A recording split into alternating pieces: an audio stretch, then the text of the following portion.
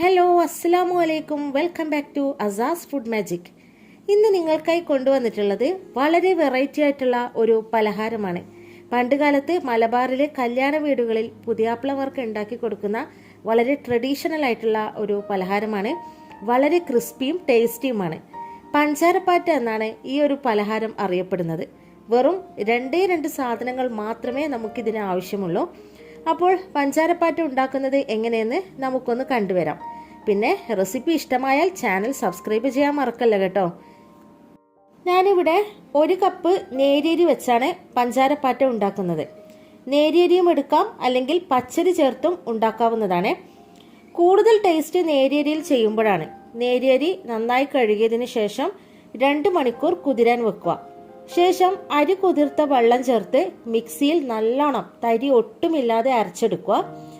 ഇവിടെ അരച്ചെടുത്തിട്ടുണ്ട്. ഇതിലേക്ക് പാകത്തിന് ഉപ്പും ചേർത്ത് കൊടുത്തിട്ടുണ്ട്. ഇതിലേക്ക് 6 കോഴിമുട്ടയും ചേർത്ത് കൊടുക്കുക. 1 കപ്പ് നേരിയരിക്ക് 6 കോഴിമുട്ടയാണ് എടുത്തിട്ടുള്ളത്. ഇതൊരു സൈഡിന് നിൽക്കട്ടെ. അതിനു മുന്നേ നമുക്ക് കുറച്ച് കാര്യങ്ങൾ റെഡിയാക്കാനുണ്ട്. ഇവിടെ ഒരു കടായിയിൽ വെളിച്ചെണ്ണ ഒഴിച്ച് ചൂടാക്കാൻ വെക്കുക. എണ്ണ ചൂടായാൽ ചെറിയ തീയിലാക്കി വെക്കുക. ഇനി നമുക്ക് മുട്ടയും അരിയും കൂടി എഗ് ബീറ്റർ അല്ലെങ്കിൽ ഒരു മത്തോ ഉപയോഗിച്ചിട്ട് നല്ലോണം ബീറ്റ് ചെയ്തെടുക്കാം. ബീറ്റ് ചെയ്യുമ്പോൾ മുകളിലേക്ക് വരുന്ന പത ഒരു സ്പൂൺ ഉപയോഗിച്ചിട്ട് ഒരു ബൗളിലാക്കി വെക്കുക. ഈ ഒരു പലഹാരം നമുക്ക് ഒറ്റയ്ക്ക് ഉണ്ടാക്കാൻ ബുദ്ധിമുട്ടായിരിക്കും. കാരണം ഒരാൾ ബീറ്റർ കൊണ്ട് കടയുന്ന സമയത്ത് മറ്റേയാൾ നുര മാത്രം എടുത്ത് എണ്ണയിൽ ഒഴിച്ചു കൊടുക്കണം. അങ്ങനെ ആവുമ്പോൾ ഈസിയായി നമുക്ക് ഉണ്ടാക്കാം.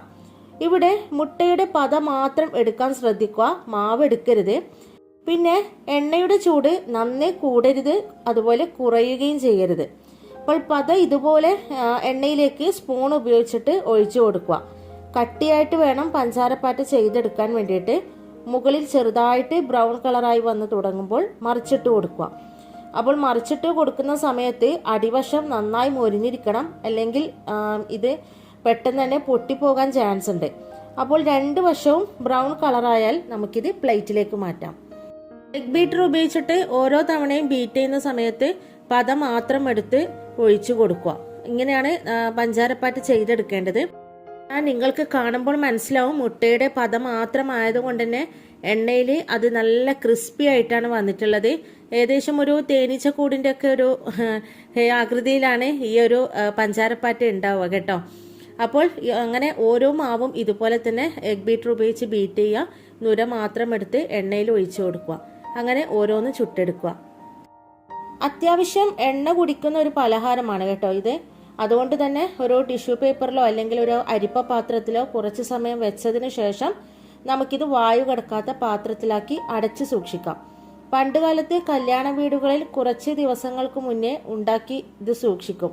വളരെ ക്രിസ്പി ആയിട്ടുള്ള ഒരു പലഹാരമാണ്. എല്ലാവർക്കും ഇഷ്ടപ്പെടും. പിറ്റേ ദിവസം എടുക്കുമ്പോൾ എണ്ണയൊന്നും ഉണ്ടാവില്ല കേട്ടോ. അപ്പോൾ ഇത് കഴിക്കുന്നത് പഞ്ചസാര മുകളിൽ തൂവി പഴം ചേർത്താണ്. പഴത്തിൻ്റെയും പഞ്ചസാരയുടെയും മധുരവും ഇതിൻ്റെ ക്രിസ്പിനെസ്സും ഒക്കെ കൂടി കിടു ടേസ്റ്റാണ്. എല്ലാവരും ഒരിക്കലെങ്കിലും ഉണ്ടാക്കി നോക്കണം. ഇതുപോലുള്ള കിടു റെസിപ്പി ആയിട്ട് നമുക്ക് വീണ്ടും കാണാം. Thanks for watching.